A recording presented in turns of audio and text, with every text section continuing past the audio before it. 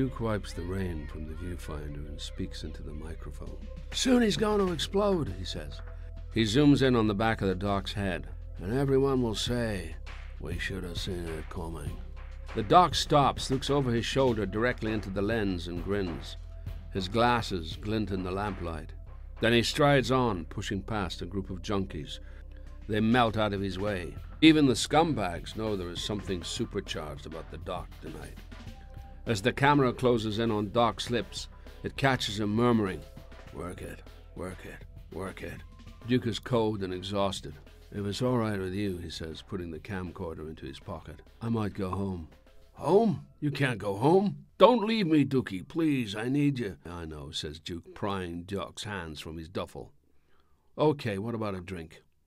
They turn right at the end of O'Connell Street onto the quays and arrive at the door of Zanzibar, guarded by two bouncers, one with a skinhead, the other a mullet. "Not tonight, lads," says the skinhead bouncer. Duke covertly pulls the camcorder back out of his pocket. "Why don't you go home to your mammies? It's past your bedtimes." "I can see you're a man of wit and sophistication," says the doc. "Take your act on the road, right?" The doc stands impassive. Duke can sense what's coming. When the bouncer is still a good 3 feet away, the doc suddenly spasms, throws himself backwards. His feet go out from under him and he hits the pavement hard. Duke zooms in on the doc's outturned palms, which, smeared with street dirt, look bloody and lacerated. Perfect shot. "Why did you hit me, Daddy?"